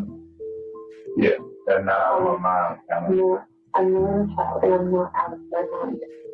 I think that's convincing. I think that's going to take a lot of heat off. So the whole point of all of this was to take the heat off her, right? And Greg's going along with it because he's working with the police. Yeah, he's playing along with this time. Yeah, absolutely. So she also talks about how Dee Dee is a really good person, of course, in the letter. And interesting the way she puts it, she says something along the lines of, Dee Dee, that woman, she knew what she was getting into. She'll be okay. She's all right. It's basically set up as if to say that Abraham is going, when I come back, it'll all be cleared. She's okay. She's she knows no what problem. She's doing. Don't worry about her. Don't worry about her. But she's a safe pair of hands, that Dee Dee. Pretty much, yes. Exactly. Oh, thank goodness for Dee Dee. She also introduces the concept of our mate Ronald into this story as well, right? So Ronald McDonald, that's right. What was he, the drug dealer? No, the fictitious drug dealer, yes. The fictitious drug dealer. Yeah, which makes sense again in a minute. So she prints it out and then she uses tweezers to handle the paper and she uses a sponge to seal the envelope. Like she's seen far too many bloody TV shows about forensics. But so hang on. So that if someone did forensically test the envelope, there would be no fingerprints on it. Which is even weirder than... That's right. Like, that's not going to be suspicious. Certainly not Abraham's or saliva or anything like that. Yes, absolutely right. So she does all of that, and then they drive off after that, and they go to Ms. Walker's house, and they put this letter in her letterbox, and they drive away thinking, job done. And, of course, the police are following, and so the police just take it out of the letterbox, slip it into an evidence bag, and away they go, which is good because, poor old Ms. Walker doesn't need to read this bullshit letter and, be embroiled in that. Yeah. So the police were completely convinced that Dee Dee Moore had conned Abraham so that she had control and access for everything and had something to do with his disappearance. But she was cool as a cucumber, and they still needed to find Abraham to confirm their suspicion that he was dead. So after this, Dee Dee starts talking like her fiction was real. So she starts to believe her own lies. Because she's pathological. She tells Greg on the phone that Ronald was threatening her and her family and reiterated a lot of the info from the letter. And Greg's like, what? What is going on? She's talking like what we wrote was real, like she actually believes it. He was there when she made this up, so he knows none of it's real. But she's talking to him, and we believe that the reason she did that is because she thought perhaps the phone call was being tapped, which it was. She was quite right. So she's creating this narrative the whole time. Now, this went on for 7 months. And throughout that time, because is anyone actually out looking for Abraham at any point? They are, because they are convinced that she knows where he is, and they're convinced at some point she's going to make a mistake and we're going to find Abraham. There are no other leads, right? But all the police and everyone's thinking this woman knows what's going on. Now, she never admits that she even thinks Abraham's dead at this point. So in all of these conversations, she's still maintaining that he's got AIDS or pretending he's got AIDS so that he doesn't have to pay for his child support, and while at the same time he's on the lam because he's raped a 14-year-old or he's choked a prostitute. I'm not sure which one. Both they're two different ones. My mistake. They were two different ones. Yes, got it. All of the above. I'm going D, all of the above. Yeah. So Greg and the police, right, they're saying, okay, we need to up the ante and see if we can get her to Greg. I like that Greg's saying that. Oh, Greg's part of the team. Greg's like, guys, I think we're dragging on board on this. When Greg's good, he's great. I must say. Greg is great. So Greg suggests that his fictional cousin. So they create this idea of Greg having a cousin, and and that's Greg's a police cousin, officer. Where did you find this story? Oh, he's so good. Yeah, I know. It's one of those givers. It's a giver. So good. Greg's cousin is going down for some other crime, so he's going to do time. Yeah. And so he, for money, will admit that he's killed Abraham, and that'll take the heat off Dee Dee. So, and this is Greg's idea? I'm not sure whether it was the police or Greg's, but they did agree that, look, we've got to get some progress here. She's not breaking, but they have to have something to prove that the cousin's involved, right? So I can't just go to the police and say I done it, and I don't know where the body is, and I don't know how he was killed or anything like that. And for these 7 months, which is, I guess, in addition to what went before it, she's still got access to all the money and doing whatever she wants. 100%. Yeah. Great. Yep. I'm hoping, I'm going to preempt that just because I would hope that the cousin is going to be able to tell where the body is, because Dee Dee is going to agree to it based on the conversation Greg has. All right, to say how he killed him. But she doesn't know where the body is because she didn't kill him, right? She's got to ring Ronald and find out, because Ronald, can tell her where the body is. Yes, but the cousin needs to know where the body is so he can commit to it. He can admit to it. True, but initially she suggests that the murder weapon will do the job. And so lo and behold, she comes up with a gun, which is apparently the murder weapon, which is strangely registered to her. So all of this work that she's done, right? She's not the sharpest tool. Oh my Why God. couldn't the police have... When Greg's good, Greg's amazing. When Dee Dee's bad, she's real bad. Terrible. Yeah, real bad. Yeah. What? That just because the gun that shot him allegedly is registered to her doesn't mean that she pulled the trigger, right? Because Ronald did it. Where's even the proof that the gun that she presents is the one that shot him? Because they haven't got a body to compare it with. 100%. So she's only getting herself deeper into it. Absolutely. Yes. But, Yeah, of right. course, her story is one of those Chicago-like stories. Oh, yes, oh, yes, oh, yes, they both, oh, yes, they both, oh, yes, they both reach for the gun, the gun, the gun, the gun. Oh, yes, they both reach for the gun. Anyway. I love how our listeners get a free bit of musical. side. Yeah. Okay, Musical so interlude she's coming got up. she has to ring Ronald because Ronald did it, and Ronald should be able to tell them where the body is, right? Because you don't know, right? So, okay, Greg, even though he knows that Ronald is basically Ronald McDonald doesn't exist, he says, yeah, okay, call Ronald and get him to tell us where Abraham is. So then the cousin, Mike Smith, played by an undercover policeman, because there's a lot of characters here. Yeah.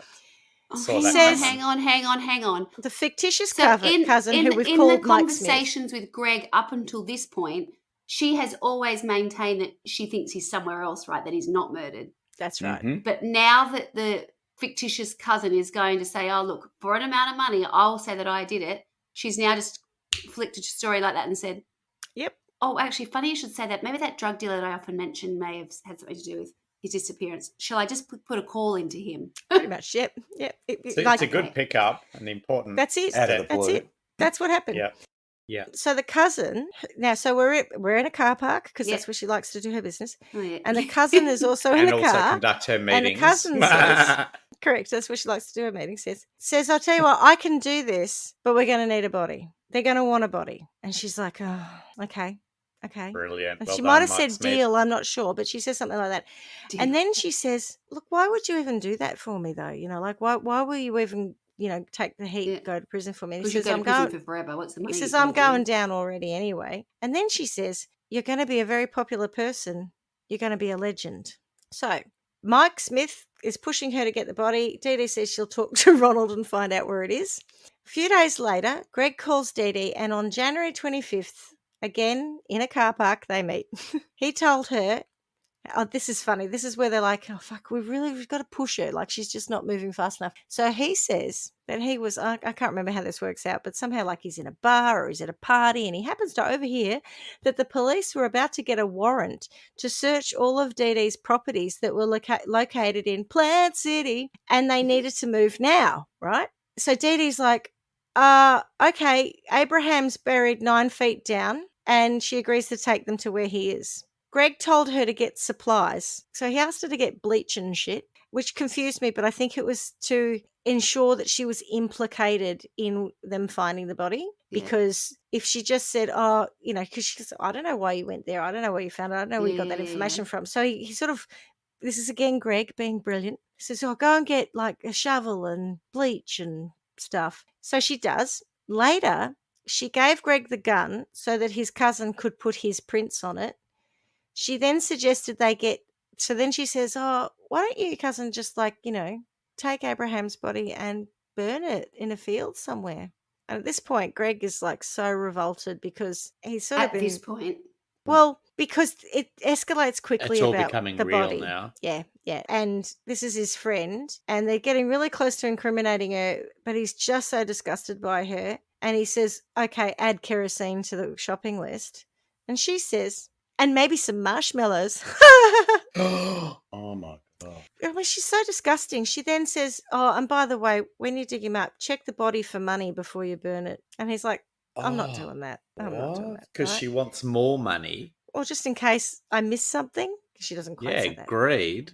So she leads them to a concrete slab on her property and says Abraham's under there. So Greg now knows that Abraham really was dead and gave all the information to the police. And as the police swarmed her property, Greg called her from his car, accusing her of setting him up, and she needed to leave her house immediately. She's got multiple houses. The house that the body is found at is a different address. She's living at Abraham's house.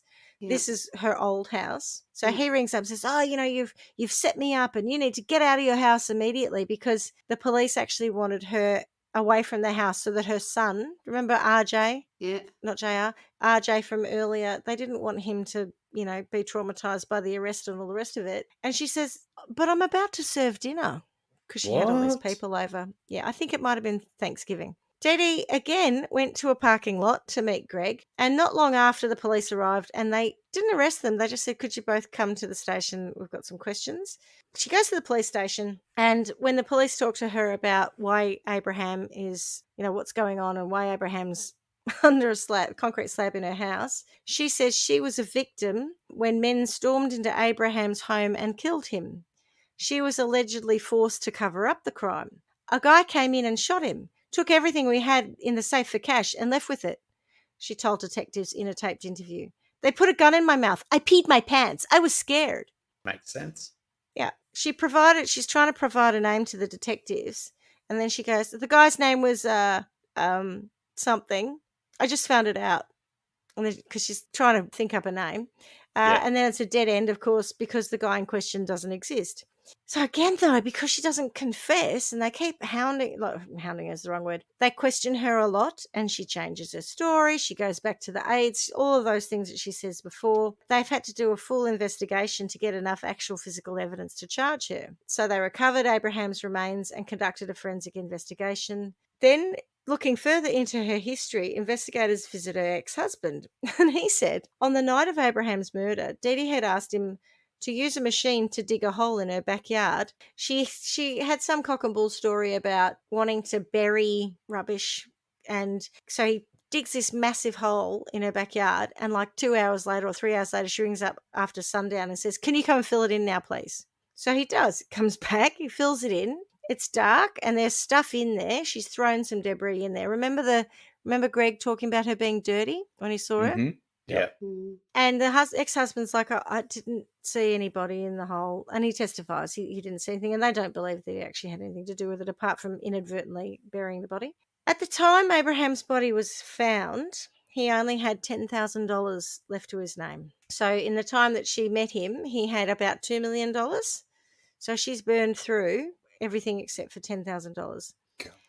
Yeah, wow. Dee Dee then, of course, kept going on about multiple versions of how Abraham died. She blamed his cousin, Cedric. She said her own son shot him in defense of her, oh, yes, they're both, oh, yes, they're both, oh, yes, they're both, etc. Some drug dealers came in. Someone she didn't see shot Abraham. She said all this. She never said that she shot Abraham. What happened when they got the body, they found that he had 2 gunshot wounds to his chest. All of his clothes had every piece of metal removed from them. So she'd cut the zippers and buttons and everything out so that if a metal detector was being used to try and find his remains, they wouldn't ping it. Like saying before, she's really good on some stuff, but she shoots him with a gun that's registered to herself. Yeah. She even said that her lawyer had shot Abraham, not her criminal lawyer, her accountant type lawyer, business lawyer. And at one point when she's in jail, being questioned, etc., her father says to her, I'm really sorry about all of this. I wish I was take the place for you. And she says, could you?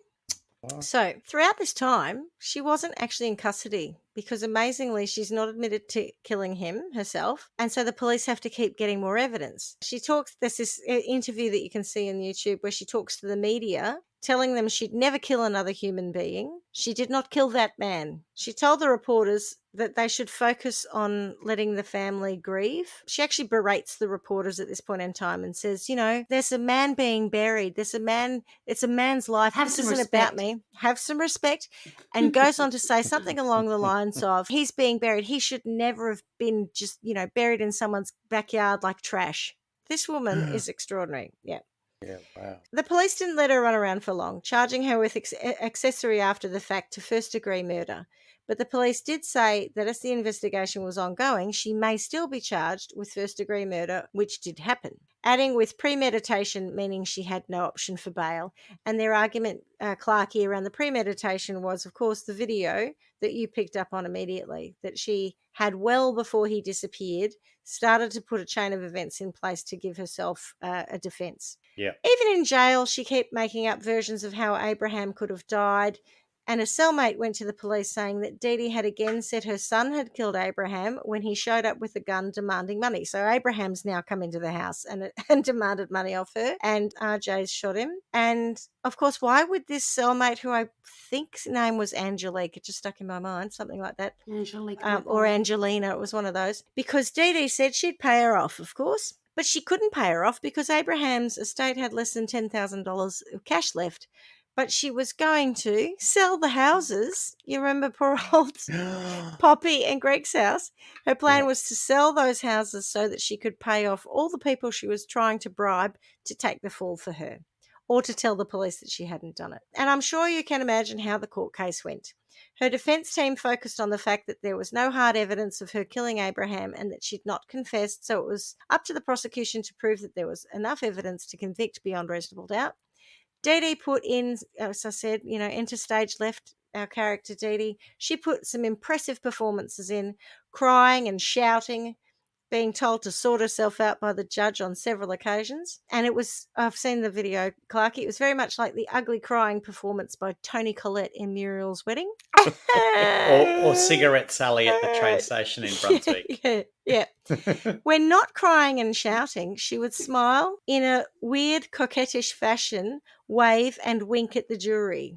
She was doing that. I'll show you. It was like this.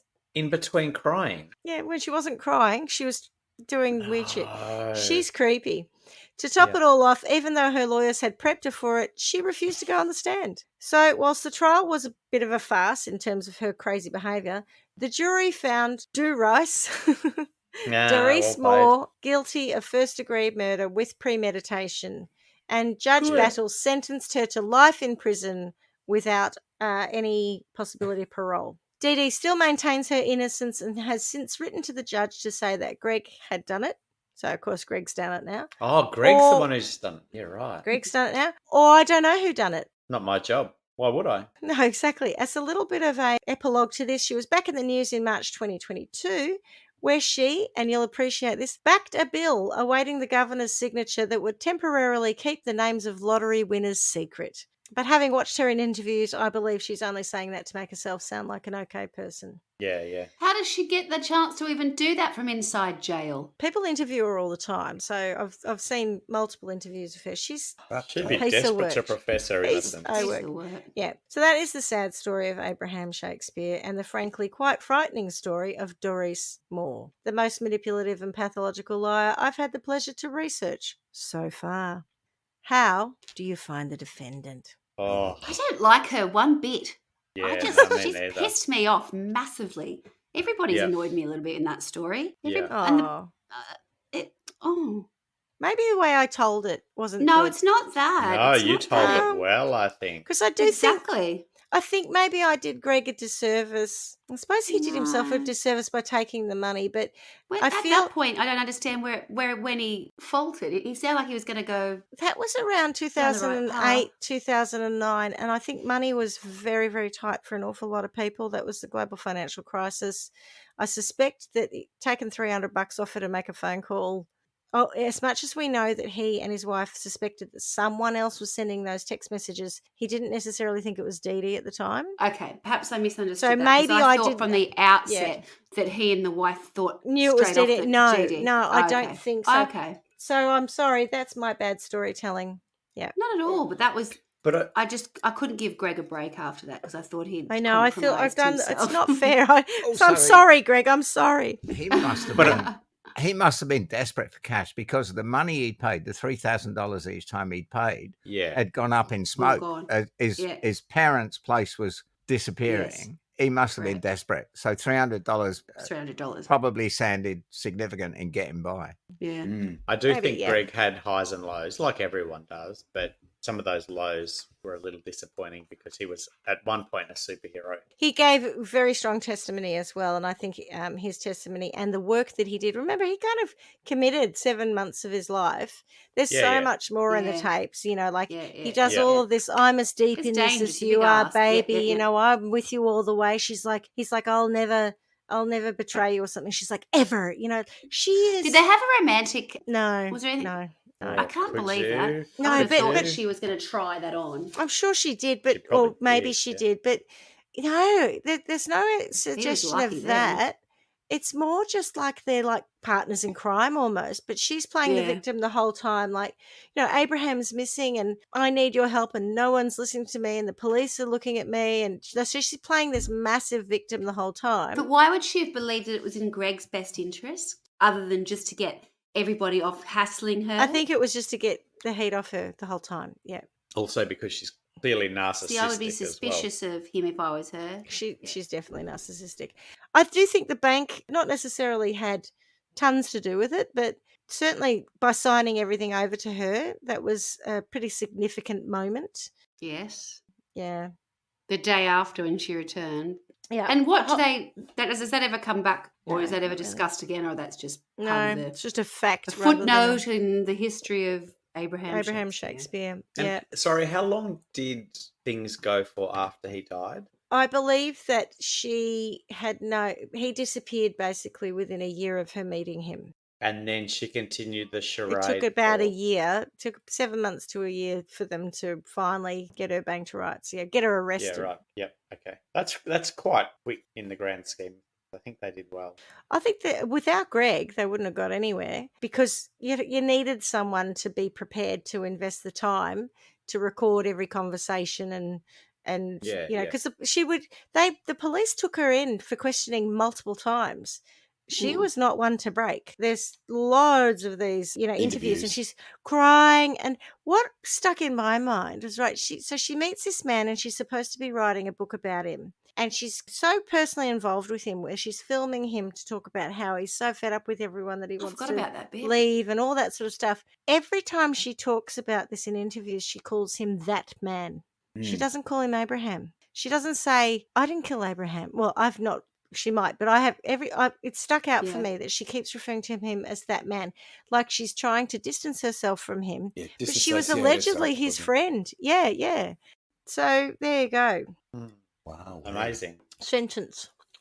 Sentence. I know we shouldn't speak ill of the dead, but I mean, Abraham set this whole situation in motion by believing her, not doing due diligence, not, seeking some kind of investigation into where he was going to put all his money. I know he didn't care enough because he was over it and sick of being sort of questioned. I think he got to a point where he didn't know who to trust, though. I'm sure. Many people used him. Yeah. I think don't know for why me she would have been the one that stood out as being okay. Yeah, no. Maybe because she was a 6-foot white lady. Yeah, I think importantly, his mum said the money was from the devil, and I don't want to victim blame Abraham, but I do wonder about the initial transaction whereby Mike paid for half of the 2 tickets, and so did he was he genuine and should his claim actually be that he should get the full amount, or were they equal investors in 2 tickets, in which case he should have got half of it? And had he been open and honest about that, maybe none of this would have happened, because he would have had somebody to support him through the whole, all my friends keep asking me for money. So he's alienated himself from Mike, who was probably one of his best friends. Therefore, the money did become from the devil. And therefore, Mike there's a lot of karma playing out. Mike was a truck driver he worked with a bit. I'm not sure they were best friends. I know I said he was his friend, but I was probably being a little sarcastic because then Mike came for him. But yeah, maybe. Okay. I think it just, if you go down that path of the money was from the devil, well, had he made a different sliding doors choice then and gone, you know what, you paid for half of the tickets, one of them was a winner, and let's split the proceeds, perhaps this whole situation is different. Well, you could also say, even if he didn't do that, if he had taken it as an annuity instead of taking as a lump sum, that would have also different. Yeah, reduced, much less appealing. Yeah, the opportunity for people. But again, I'm not blaming him. There's a lesson for us all when we It's a win. lesson, yes, but I'm not going to blame him for that. But potentially there's greed there, right? Where he goes, I want it all at once. I've no idea. I mean, he wasn't someone, he certainly didn't spend it on himself. No. So yeah. I don't think it would have been a greed thing. It would have been I can do a lot with that money if I have it all up front. I don't think it's a greed thing at all. Okay, good point. Yep. It's a lot of money. I know. And what did I say he won it? He won it in 2006. Yeah, right. So he won it in 2006 and he was dead by 2009. Wow. And he had actually spent almost up into, I think they think he had maybe 1 to 2 million left in his pocket or his bank account, plus the value of the houses, the mortgages that he had loaned people. think he was worth about 3 million or 3 point something million at the time that Dee Dee took over from him. So he'd actually spent $14 million Jeez. in 2 years. Yeah, so he was taking the fast train to poverty, wasn't Yeah. But they all do. But that apparently That's is, the most I was going to say common that's not uncommon that people who Doesn't win matter the who lottery. you are, how they win the money, that seems to be the most common outcome, is the fact that most of them end up with nothing in a very short period of time. There are very few success stories. I mean, literally very few. So I've got some sentences, Go for it. and I'm going to do them in order of escalation, right? So Dee Dee is a liar, and therefore her pants will be set on fire. Oh, I like it. But then I still want to come back to the banker who allowed the power of attorney to be signed over with 2 signatures based on some shitty board meeting notes that only one person attended. The very next day. I don't even know that she had 2 signatures. She Oh, really? one. Yeah, I'm not wow, even, sure even that she worse. had 2. Okay, so there's literally just her signature and the board meeting minutes that she was the only one that attended. That's right. Why would you even do that? Why wouldn't you put everyone on there if he's not going to check anything? Anyway, so 100%. he is going to get the punishment from the movie 7 for greed. Which you've now looked up, yeah. But the punishment that the actor went through, not the punishment that the character that the actor played went through. So Gene Borkin played the victim in the greed scene. While stripped down to his underwear, he was hog-tied and covered in 2 gallons of fake blood. This fake blood was so thick and sticky that his knees actually became stuck to the floor, making it difficult for him to move. So that's what the banker's going to get. You know, it's not it's not something that is going to... It's just gross. It's gross. And I hope that helps him understand that he should never do this again, because the next time you might actually get the character's sentence. Yeah. So we'll just start with that. Now, my sentence for Dee Dee, and this has been fascinating. There were probably times where I was a little bit quiet through this, but I've been Googleizing the 7 deadly sins, to which I've realised, and this is how ignorant I am, that there are 7 punishments for each of the 7 sins. Mm. And so I'm going to give Dee Dee, for her real crimes in this, not the liar ones where her pants are set on fire, I'm going to give her the, I guess is it the biblical sentence for the sin of greed? I don't know if it's, I don't really know how it all works. Sure. Please don't explain it to me. I'll only forget. But is to be boiled in a vat of expensive oil. And I think that we need to have in Trial by Wine World 7 Deadly Sins land. And at some point, I would like the opportunity to take you through both all of the 7 deadly sins, maybe the biblical punishment for those sins, and the punishment in the movie 7, so that we've got better understanding. We probably should have done this when we came up with this show, but anyway, so then we've got an idea of what the traditional 7 deadly sins are and what the punishments are. Okay, but yeah, so we're going to send her so there. She's boiling in a vat of expensive oil. Okay, all right, Swanee, what about you? Okay, so I think I'm going to take a step back in time, and I thought if I could go back where it all starts to go terribly wrong is the day after Abraham Shakespeare signs the company over to Dee Dee. So when she goes into the bank, if I could, and we're going to have to use a bit of creative license here because I don't actually know what it would take, but let's say that when she went back to the bank and said, oh, great news, here are the minutes from the meeting that we've had in the last 12 hours because I was only here yesterday. I've just remembered I've just remembered how she justified it. She justified the whole thing. Why did Abraham sign it all over? Because she put it in his head that his ex-girlfriend was going to come after him for all his money. Sorry. So there was a reason that he had the fear. Yeah. Okay. Sorry. And I think that whole why the bank manager went for it, not so much him, because you're right, the process is wrong. But I think it was all about, I'm doing this to protect him so he won't come in and take all the money out because the girlfriend's asking for it or something like that. Sorry, go on. So it won't change my sentencing, so that's fine. So let's assume that Dee Dee has gone into the bank the next day with the paperwork. Great news, we're going to have it all signed over, so I'm totally in charge. At that point, instead of the banker saying, yeah, not a problem, let me just sign that over for you. What I would like for him to have seen is the criminality and what she was trying to do and to be able to stop her then. I don't know how far he could take it in the real world because I don't know just how bad it is. But let's assume it's really bad and it's, white crime. What's it called? White collar crime? White collar crime, yeah. And it's sufficient enough that he's able to call the police on her there and then, and that then they then start to do some background checks and all of the other things that have come to bear that she was somehow managing to sort of, slip under the carpet with Arcadia.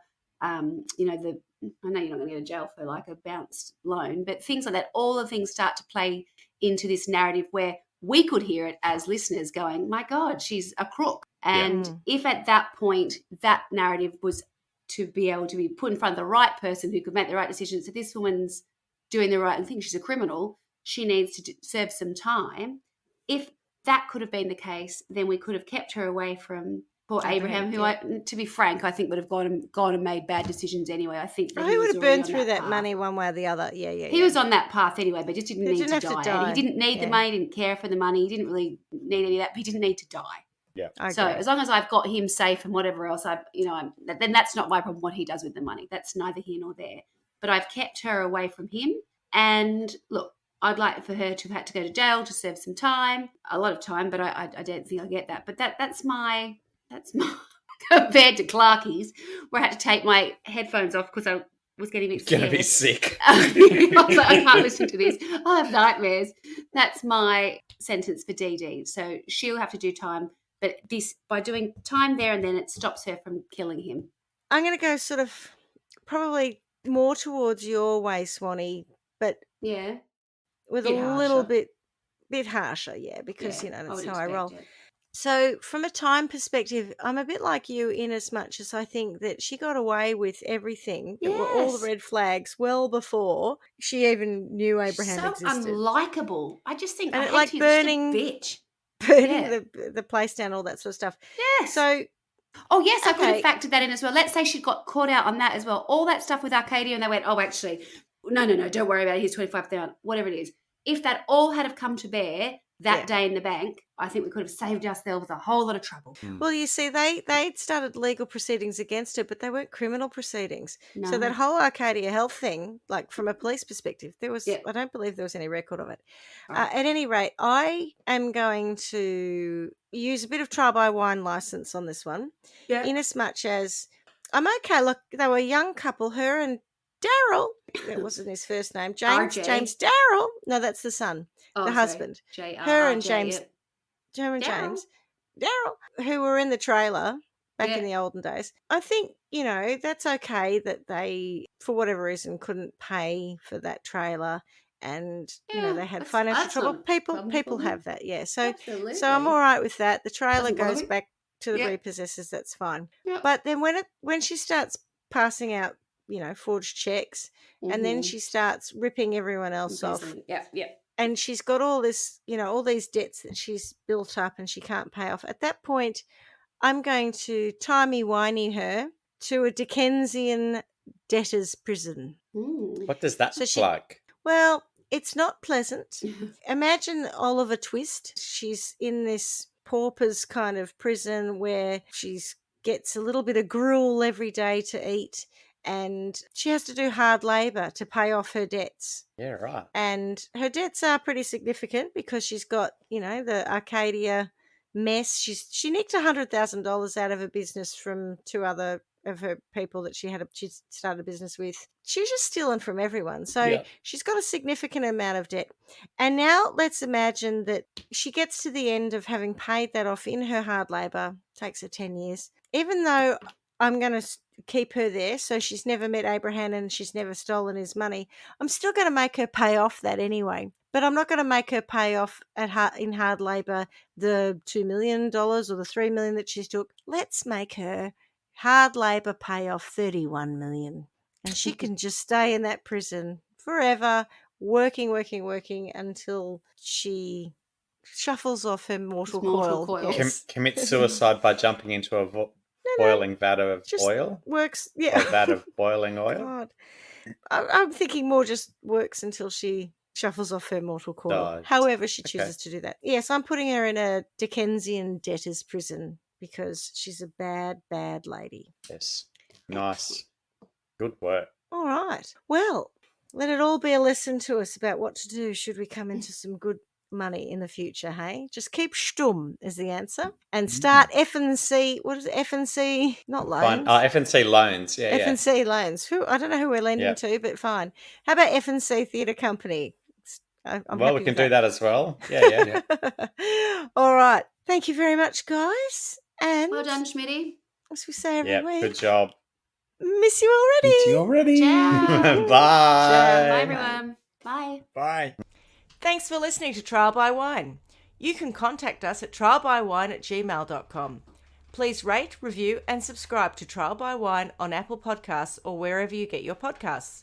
If you'd like to support us, you can become a patron at www.patreon.com, Trial by Wine, or visit our website, www.trialbywine.com, to donate to us. Your support will help us cover many more cases and apply wacky sentences. We really appreciate you listening and hope you tell everyone about us. Our cover art is by John Christo and music is by Beauchamp from pixabay.com.